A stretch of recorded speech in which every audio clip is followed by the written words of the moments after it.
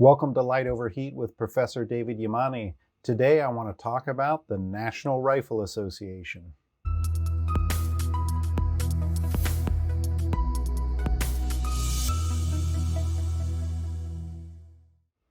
I've been taken to task on at least a couple of occasions by reviewers who question the absence of the NRA in my accounts of American gun culture.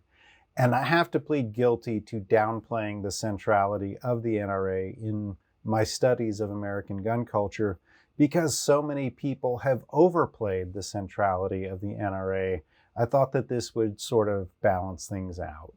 Now, I realize that you can't really understand American gun culture without understanding the NRA, but there's so many falsehoods that exist out there both in scholarship and in popular presentations, it really makes me want to just avoid the issue altogether.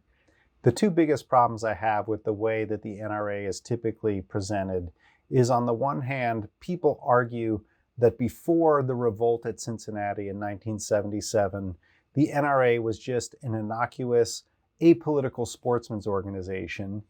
And on the other hand, that today the NRA is the most powerful lobby in America.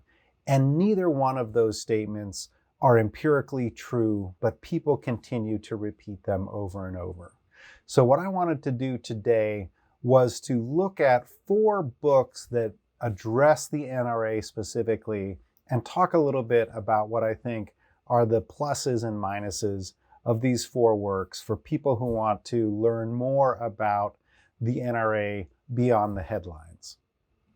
The first book I want to talk about is Matthew Lacombe's Firepower: How the NRA Turned Gun Owners into a Political Force. And this, to me, is without question the best book that has been written on the NRA because it gets the story empirically correct, and it also adds lots of layers of nuance into that story. Lacombe gets the fact that from the beginning, the NRA was a political organization. It was designed to teach civilians marksmanship. It got involved in the civilian marksmanship program where it was, as he says, a quasi-governmental organization working to transfer military surplus arms to the civilian population. And he recognizes that in response to gun control legislation, the NRA got involved politically. He also captures the difference in the NRA pre-Cincinnati and post-Cincinnati, which was that post-Cincinnati, it became politically aligned with the new right. And this began developing in the 1960s and mapped onto the kind of ideological work that the NRA was doing well before the revolt at Cincinnati. And so the push of Democrats away from gun rights and towards gun control, and the pull of conservatives and Republicans toward gun rights, along with other issues of small government and liberty, created affinities between the NRA and the new right emerging from the 60s, which were simply consolidated in 1977. And from there forward is the story of the contemporary NRA. And Lacombe gets that exactly right.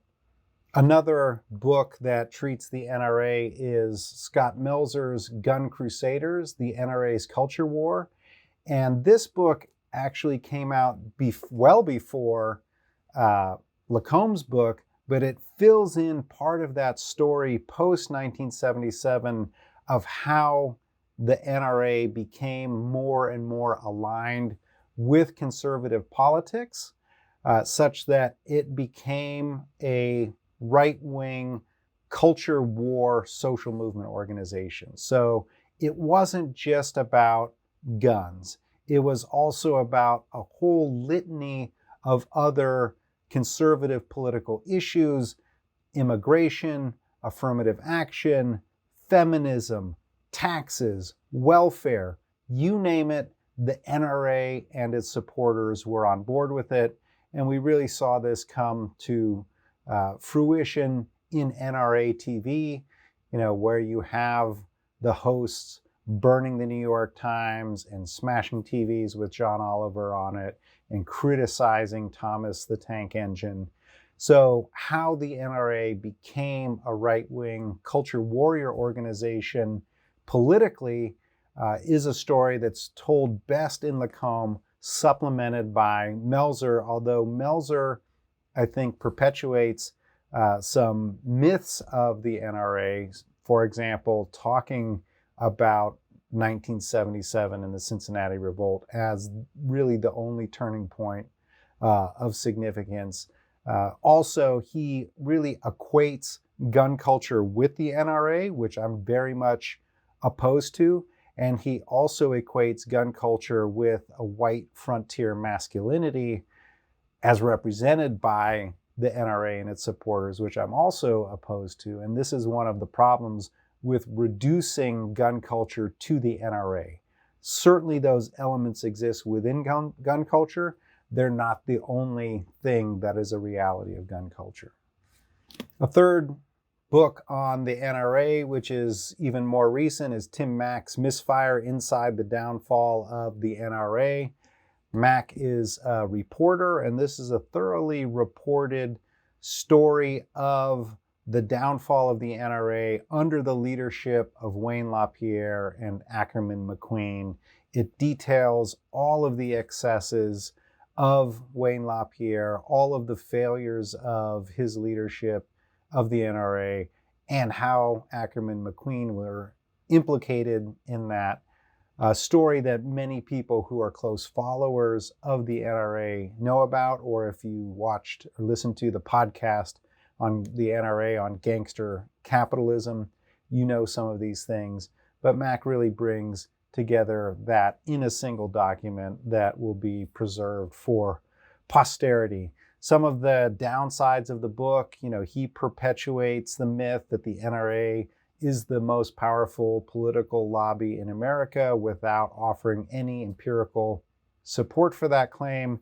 And he also mistakenly argues that the NRA really shifted to becoming a culture war organization after Sandy Hook, when we saw in Melzer's book, which is published before Sandy Hook, and we see in Lacombe's account of the NRA, that it really began its rightward partisan shift much earlier than Sandy Hook. Now, Sandy Hook was obviously a significant moment in consolidating that, but it wasn't the hinge for that development.